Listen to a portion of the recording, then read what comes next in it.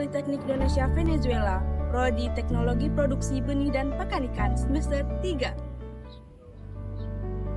Sebelum kami memulai videografi kami, izinkan kami memperkenalkan diri.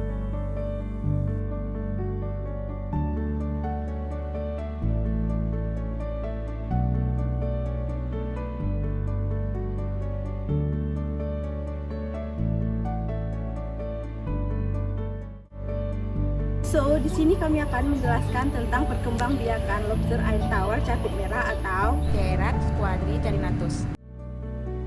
Lobster capit merah atau biasa dikenal dengan red clam.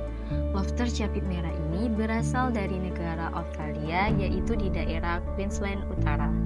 Si capit merah telah menjadi budidaya yang sangat populer untuk pertanian komersial, khususnya di Queensland Utara, Australia. Lobster air tawar juga dapat ditemui di berbagai wilayah di Indonesia, khususnya di perairan Jayawijaya, Papua. Si capit merah sangat subur dan sangat toleran terhadap berbagai kondisi lingkungan dan perubahan. Nah, di sini kami akan menjelaskan lebih lanjut bagaimana perkembangbiakan lobster capit merah air tawar ini dari umur 2 minggu hingga dewasa. Proses pertama kali lobster capit merah lahir dimulai dengan pemijahan.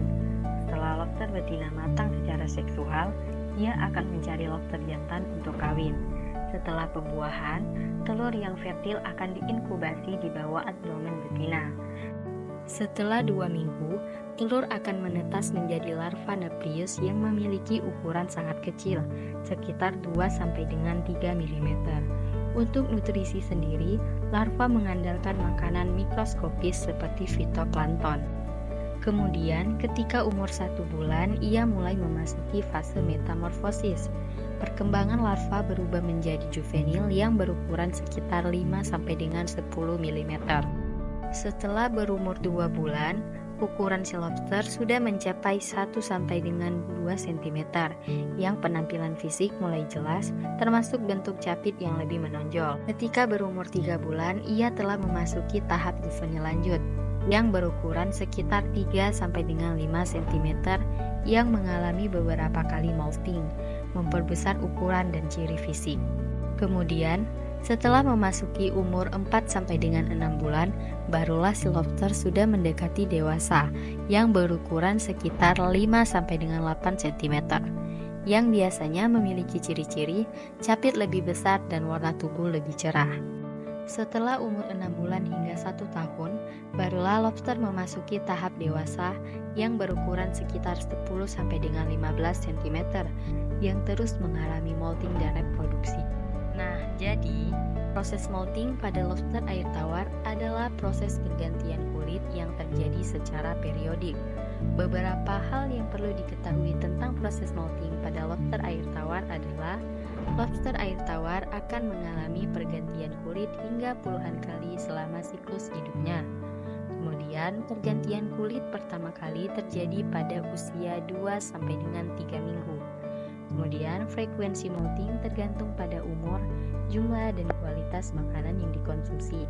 Saat molting, lobster akan melepaskan kulit lama dan diganti dengan kulit baru.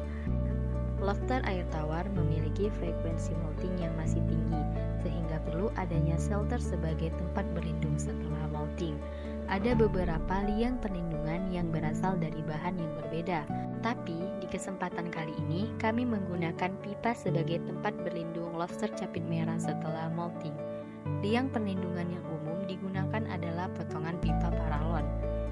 Kelebihan dalam menggunakan pipa paralon adalah bisa disesuaikan dengan ukuran lobster yang dipelihara, lebih awet dan tidak mempengaruhi kualitas air. Keberadaan pipa paralon dalam wadah budidaya merupakan salah satu syarat utama dalam pembudidayaan secara intensif, karena dapat menurunkan resiko kematian pada lobster. Dalam hal pembudidayaan, hal yang sangat penting adalah pakan, karena pakan merupakan faktor penentu keberhasilan budidaya. Pada kesempatan kali ini, kami menggunakan toge sebagai pakan lobster air tawar. Toge menjadi salah satu pakan tambahan untuk lobster air tawar agar cepat bertelur. Pakan yang berkualitas dan cukup dapat meningkatkan kualitas induk lobster, karena kandungan yang terkandung pada toge ada sangat banyak. Contohnya ada vitamin C, kalsium, protein, zat besi, karbohidrat, dan lemak. Baik, di tahap selanjutnya kita akan membahas alat bantu dan hal yang sangat diperlukan untuk lobster dalam hal pembudidayaan. Yang pertama ada oksigen. Kadar oksigen terlarut yang ideal untuk pemeliharaan lobster air tawar adalah 7 ppm dan pH yang optimal untuk pemeliharaan lobster air tawar adalah 6 sampai dengan 8 pH. Dan jangan lupa untuk memasang alat aerator atau alat penghasil oksigen agar sirkulasi air bagus. Nah, dengan mengikuti semua prosedur yang sudah dijelaskan dari awal sampai dengan akhir video, kita pasti akan mendapatkan hasil yang sangat baik dalam hal pembudidayaan lobster capit merah air tawar ini.